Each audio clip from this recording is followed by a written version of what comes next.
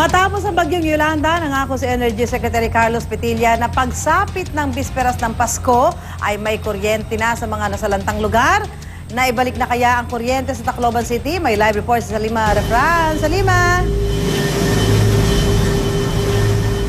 Susan, bisperas na nga ng Pasko mamayang gabi pero mukhang mangangapa pa sa dilim itong mga Taclobano. No? Bagamat may supply na ng kuryente, yung mga main line ay ilang bahay at establishmento pa lang yung may kuryente. Ayon sa LIECO, posibleng mahirapan silang ibalik yung kuryente sa mga bahay. Hindi na nababalot ng ganap na dilim ang Tacloban City. Ang ilang kalsada may streetlights na. Ang Kapitolyo nagliliwanag sa gabi. Pero ang traffic lights, di pa rin gumagana. Ang karamihan sa mga bahay at establishmento, wala pa rin kuryente. Halos lahat, kandila pa rin ang tanglaw sa dilim. Pumunta dito ng fire para magkailaw pero pinapa-change muna yung mga nabutan yung baha na mga outlet. Paliwanag ng pamunuan ng Leyte Electric Cooperative. Kahit may kuryente na ang main lines, di raw basta-basta ang panunumbalik ng supply sa mga bahay. Pwede siyang para i-declare niya na ready to receive power yung bahay. Pag hindi, chances are pwedeng pagkabit ng metro, pwedeng masunog. Ito yung opisina ng LIECO2 dito nga sa Tacloban City at maski sila hindi nakaligtas sa bagyong Yolanda. Katunayan, wala pa rin silang bubong hanggang sa ngayon at tuwing umuulan, tumutulo yung tubig hanggang dito sa ground floor.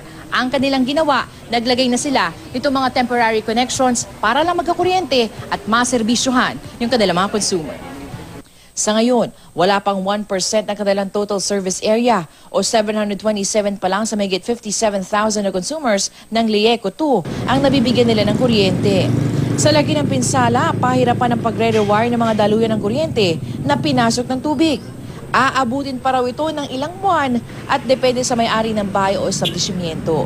Kaya naman ang dating pinangako ni Energy Secretary Carlos Jericho Petilla na magre-resign siya kung hindi mare-restore ang kuryente ngayong Christmas Eve, lubos na masusubok. Pero depensa ni Petilla, ang deadline na ito para lang sa main lines. Pahirapan daw kasi para sa remote areas. Mga 98% na lang tayo. 98% na tayo at ang natitira na lang dito ilan-ilan na bayan.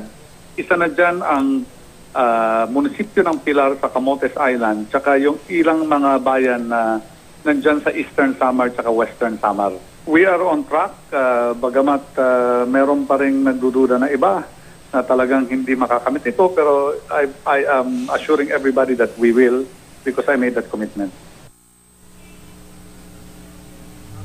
Susan, maaga pa lang ay abala na yung mga nagtitinda dito nga sa Zamora Street at ilan lang doon sa mga tinitinda dito, itong mga prutas saka mga native delicacies. Ate Rina, good morning po. Kamusta po ang bentahan po natin ngayong umaga na Pasko na po, mamayang gabi? Okay naman po, mabili.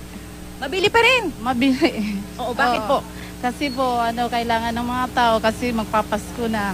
Kailangan may handa sila. Medyo mahal po ba yung benta natin? Parang 90 ata, saka 80 itong mangga mo, kada kilo.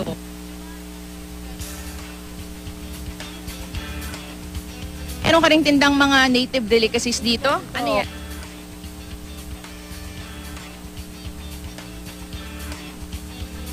Dito lang sa Tacloban. Pili naman. Siyempre yung mga taga-Tacloban nagse-celebrate pa rin ng Pasko.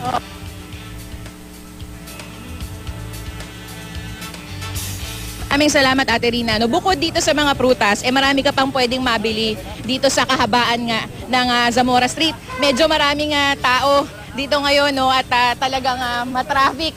Meron mga tinitinda din dito mga iba't ibang gamit, pambahay, syempre. At syempre mga tsinelas, mga pwede pa nating mabili, no? At medyo mahaba tong kaling ito, parang divisoria dito sa downtown Tacloban. Medyo binalutan na nila ng plastic kasi umuulan simula pa nung isang araw. No? Dito, kung makikita nyo, merong mga laruan na pwede nating ibigay doon sa mga magpapasko mamayang gabi. Ma'am, magkano benta natin dito? Nasa kayo, magpuan lang may... Magkano po? Magpuan may sa... Magkano po? Puan, dugang may puan. Magkano, kuya? Magkano? 50. 50 pesos ito, parang Korean superstar pa ata ito, no? Sige, at marami tayong pwedeng bilhin dito sa downtown Tacloban kahit nga binagyo yung mga taga rito, isa-celebrate pa rin daw nila yung Pasko. Susan? Maraming salamat, Salima Refran. Merry Christmas sa iyo.